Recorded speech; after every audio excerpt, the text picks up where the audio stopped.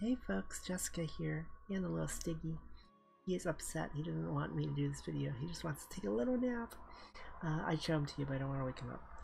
So today I want to do another character spotlight. Today we're going to talk about Predator, as you can tell from my stream.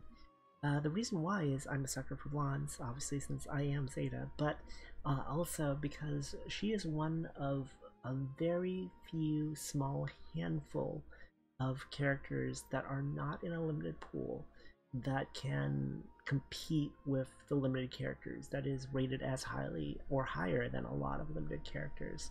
So if you've ever looked at a tier list, and I'll bring one up in a second just to give you an idea what I'm talking about, or you've been playing for a while, you've come to realize that most of the strongest characters in Granblue are either in a limited pool, so they're in Flash Fest or Like Fest. Hi, Steak. It's like, what are you doing? They're either in Flash Fest or Like Fest. They're seasonal limited, or they're like a Zodiac character. The other pool of characters that are extremely strong are things like our Karam evokers or 5-star Eternals, specifically 5-star. So the strongest characters in the game tend to be like super intense farms or limited gacha characters. Predator's one of the few that isn't, and that means you can subtix her instead of having a Sparker. And if you've been following me for a while, you know I recommend never, ever sparking a character that's not in a limited pool. So let's open the list real quick. So, I didn't zoom in very well, but you get the idea. Here's like the top characters on game with. So as you can see, Summer Zoe's a 10, Anila is a 10, Vash is a 10, sorry, that's Endira as a 10, Anila is a 10. If you look limited,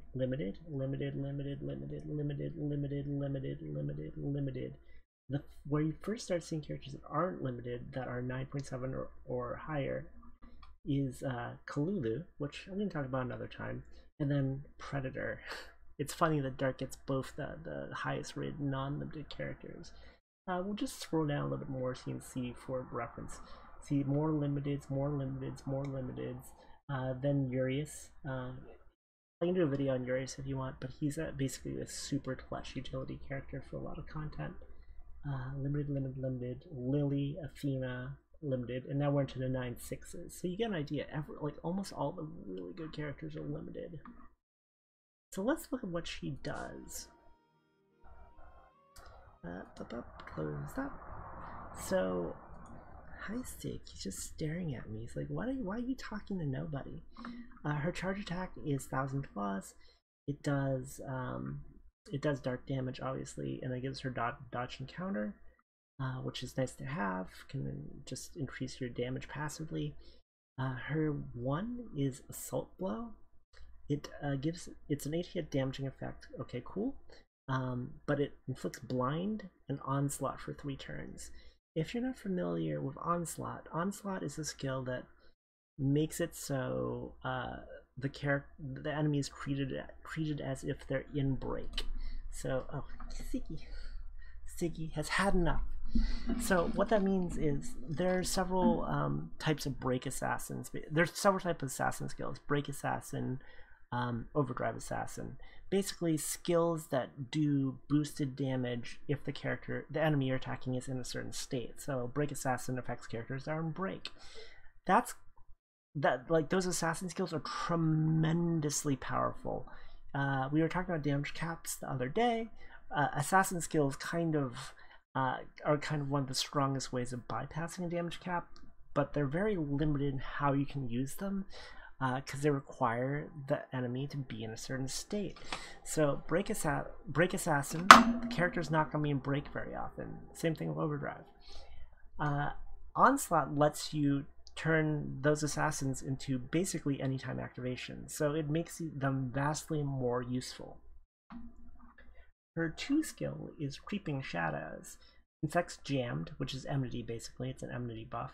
A 50% echo, so bonus dark damage. 50% is a very strong echo, especially for a skill that only has a 4-turn cooldown. And she'll attack twice a turn. Not double attack, she will double strike. So she'll triple attack and then she'll triple attack again. Because as we'll get down below, she almost triple attacks. This consumes 40% of her max HP. Not a big deal at all. Dark is an element that doesn't really care about HP most of the time. It tends to want to always live its life on the edge. Dark lives life in the fast lane. Dark doesn't wear a freaking seatbelt. You should wear a seatbelt. Don't take that as advice. Don't live like Dark does. But yes, consumes 40% of max HP. It's a 4, and I need to remind you, this is a 4-turn cooldown. That's really fast. So Laughing Phantom is her 3 sharp boost attack to caster's attack for 1 hit against a foe in break. So that's the break assassin. It gives her, I believe, a 280% attack boost. 280%. Gives her a 20% attack up, and it gives her a 50/50 crit. So 50% chance on damage to deal 50% extra damage is what that means. And then if she's below 25%, she will guarantee dodge all attacks from enemy for one hit. So she's got survivability. Like, a character like this tends to like hit a bunch of times and just blah, dies.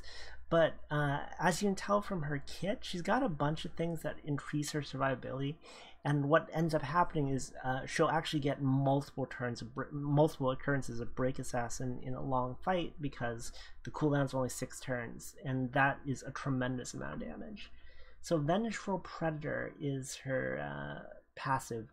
She's low defense, so minus 60% defense. That's not, for Dark's playstyle, that's not really that big a deal. But it's not, if you get hit, it's gonna hurt. You can offset that a bit with things like with her EMPs, but again, like, Dark kind of always lives on the razor's edge of life and death. So like, lower defense is just part of how Dark operates. And I should add that she has a very high dodge rate. She's got Laughing Phantom, which gives her guaranteed dodge when she gets low. She gets dodge and counter on her charge attack. And then this sharp boost to dodge rate is 40%. That's a really big boost to dodge rate. And she has dodge EMPs. So she dodges a lot. So the defense down doesn't really matter that much. And then also, I need to point this out, deals triple attacks. Not has increased triple chance, just deals triple attack. The girl only knows how to triple. This, if you look at characters like Ray also guarantees the character she subs in for 2, Moksha, is guaranteed to triple. 6 is another character. I think 6's thing is he can only multi-attack, not necessarily triple, but he can't ever single attack. He can double attack though. And back in the day, that used to be freaking nuts, but they need to upgrade 6 to be deal only triple attacks, because that's kind of the standard now for Dark characters. This is also, by the way, why weapons that give multi-attack in your grid have kind of fallen off a little bit for certain elements, not every element. But Dark has lots of ways of guaranteeing triple, so multi-attack is less important. That is less important here. And then Skulking Black Tears. She is so edgy, by the way. I fucking love her. She is like super pretty, blonde, freaking edgelord assassin. Of course I love her. This is a big boost to allies' attack based on how low Predator's HP is. Let me pull up the numbers. If she is at 1 HP, it's a 30% boost to the entire team's attack, just because she exists on the team. I don't know if that works in the back row. I don't even know how. I'm trying to think. There's probably some weird situation where you could get her on the back row with like 1 HP. It'd be a little weird to try and do. But I don't know if it does work, if it does anything from the back row. Someone knows, let me know. Anyways, these are EMPs. Let's pull them up real quick. I did, of course, Ringer. I might Perpetuity Ringer. She is actually worthy enough to. Man, Dark. Like, I feel like they just keep on giving Dark new powerful tools. But yeah, I might throw a Perpetuity Ring on her also. And I should note, she's a Fist character, and 6 is a Fist character, and like this all fits with the Dark Lucha plan. So she's really like Dark is pretty strong right now, not gonna lie. But these are EMPs, and then I fully awoken her to 7 just cause why not? So what I blabbed a bunch about what she does. Let's actually like go punch something. I'm just gonna punch the Avenger boss. Actually, that thing's light, if I can remember right. Yes. Also, I should note, I'm not gonna get super into it, but Olivia used to be one of. Okay, when she came out, everyone was like super hyped about Dark Angel Olivia because she was. People tend to love any of the characters that start as summons and then become like characters that you can play. Olivia was one of the first ones, and she was super popular when she first came out, and then she kind of fell off hard. But then they went back and rebalanced a bunch of those characters because they want limited pool characters to be, at the very least, strong, if not the best characters in the game, which tends to be the case if you look over that list I showed you. But without getting into it too much. They buffed her tremendously, and now she's effectively like Dark Lucio in terms of power. She might actually be. She's like right around Lucio levels of power, and Lucio is like super powerful white character. So yeah, that's just Olivia. I just got her in front row because I wanted to play around for a bit since they rebalanced her like I think earlier in the year. I want to say. Rest of the team: Ray, Summer, Zoe, because of course. Shalem. This is like good stuff. Dark. I mentioned before that Dark has this issue in my Ray review where Dark has this problem where they have too many good characters. I feel like I have too many good characters is not a thing anybody says ever, but Dark kind of does apply, because like Six isn't in here, Black Knight's not in here, Kalulu's not in here, Vikala's not in here. Like Dark Anturia is not in here. Who else is like Dark? Like Nier's not in here. Like there's so many like top freaking tier Dark characters that you can't fit them in one team. You just can't. So this is not necessarily the ideal setup, but that's what I'm bringing right now. So running Highlander just because everyone's gonna hit real freaking hard. So I wanna boost up the numbers. Things to note about this: I still need a 5-star this. I'll do it someday. Don't worry. I'm just never motivated to uncap the astral weapons. I will eventually. And then I also need to one more thing. I need to fully uncap this this katana repudiation. I actually have 5 gold bricks right now. I know, must be nice. So I could totally do it. I just fucking gotta go get that Astaroth anima. And then summons blah blah blah blah. It's stat stick Bahamut. I might put Nyar Hello Tap. Just don't know if Nyar Hello Tap's gonna be better than Bahamut here because my Nyar Hello Tap, which I love saying, is only 0 stars. Daff for extra elemental bonus damage, etc. Serial. Serial's only 0 star. Belial, I finally FLB'd, so there you go. I did it. Didn't like it, but I did it because I had to, because Belial is legitimately a really strong summon. There, I admitted it. And then we're playing a Lucha.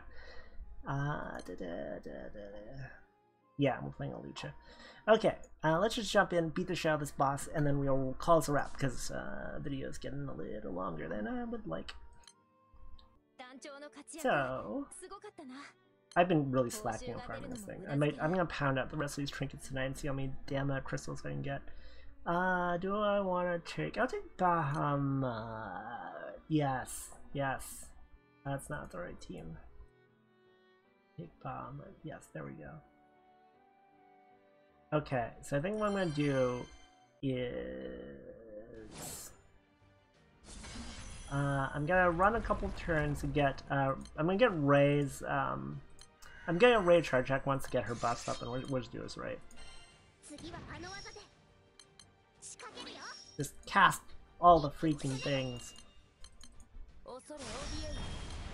And then we want Ray to charge attack because I want Ray to put her debuff up. Serial will give us a nice boost to everyone's charge bar, so Ray will get her thing up real fast. And then I'll just go in conjunction now, it's fine. And then all goes according to plan. Ray should be able to charge check next turn. I'm gonna she might charge. We'll see if she triples. You can triple for me, Ray. Oh, you are gonna triple. Are you at 100% charge? Hell the fuck yes. I love it when turn 1 charge attack on Ray. It's kind of a pain sometimes. So we're doing a full charge attack on everybody. Get the bus up. Then I'm gonna death Zoe out. And then I'm gonna swap in Predator Shalem with Ray. There we go. Hit him with those bedroom eyes.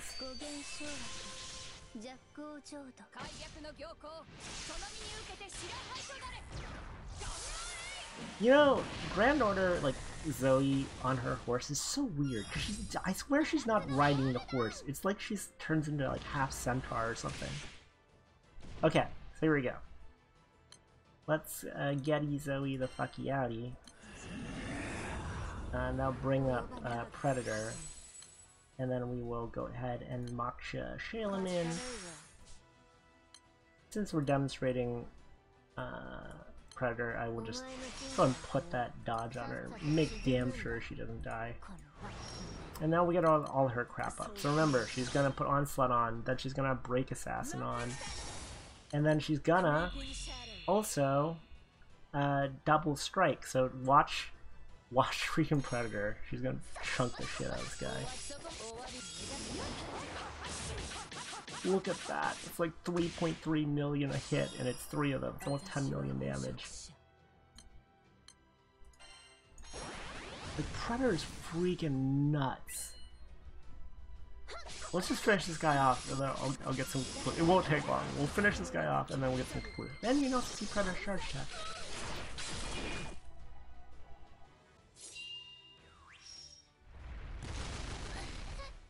Oh, nice, nice. Nice try there, buddy. You tried. I wonder if I can even get the 3... I don't think I can even get 3 stacks from Shalem before this guy dies. Because Shalem's also freaking insane when she gets 3 stacks up. Probably be a video on her. Should make all... I'm trying to avoid making all of the... that 8 million damage charge attack with her after effect. I don't want to make all the videos dark characters in, so... No, that's cute. Get countered, nerd. Let's 8 counterattacks. What? Whoop. No, don't open that site. Close that. Okay. Yeah, I'm not gonna. I don't think I'm gonna be able to charge attack damage on Shalem, so we'll just finish this guy off.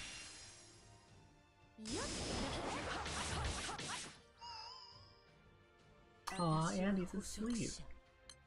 See, 4 turn cooldown. She gets to activate her freaking double strike again. It's so fast. Like, I think she... Yeah, no, he's probably dead this turn because she's gonna charge attack and then double strike.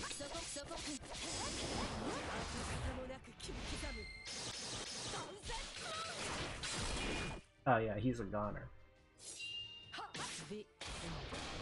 So yeah, that's Predator. It's also good stuff Dark. You swap in Vakala, 6, Black Knight, whatever you want. Dark's got an infinitely good lineup. Of mostly ladies too, I'll point out. Alright, so conclusions on Predator. She's really good.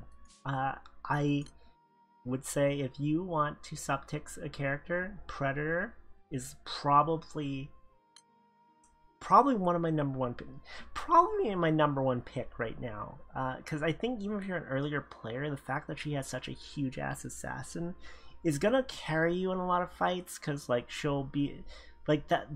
The boost she can give herself is gonna bypass a lot of the deficiencies in an early grid. Like for example, she guaranteed triples, so if you don't have any like data in your grid or any characters that give data, it doesn't matter because she guaranteed triples. She's a little squishy, but she dodges all the time, so that doesn't really matter either. I say that also because I think the other character that's like other characters that are like 9/7s in terms of ratings, and I know there's more to it than just a numerical rating they give them, but it's an easy metric to compare for the sake of discussion. The other dark character that's that valued is Kalulu, and I don't think Kalulu's as generally useful as Predator's gonna be for most people, especially if you're newer, because Kalulu is basically skill damage memes. auto skill memes, basically. Her and Black Knight have the thing where if their HP is below a certain threshold, they'll automatically throw a skill, and you have enough skill damage cap up and skill damage, it'll hit for like 2 to 3 million, and she'll throw a ton of them. But that's pretty endgame in terms of getting that to really work. Other 9/7s are things like Athena, which is a really good fire character, totally legit, but Athena's more of a defensive character. And I cannot remember who else is like that highly rated out of the... Lily is the other one for water. Lily, again, is a more defensive character.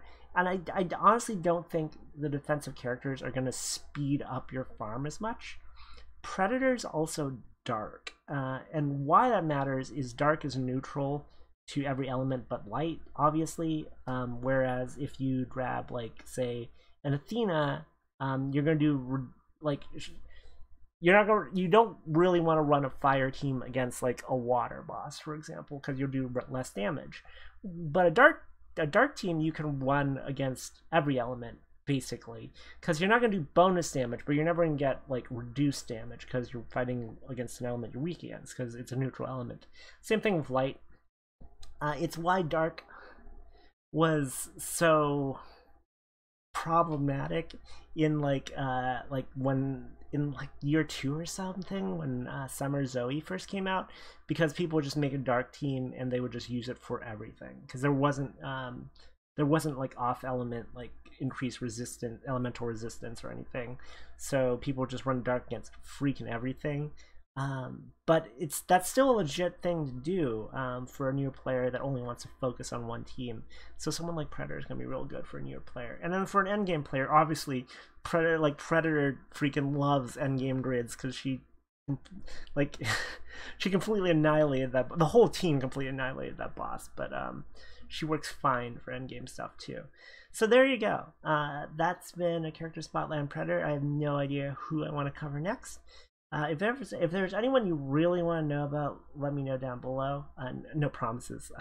Like if you request, like, I don't know, like freaking Chat Noir, then maybe I'll do a video, but that'd be a very unexciting video for me to do.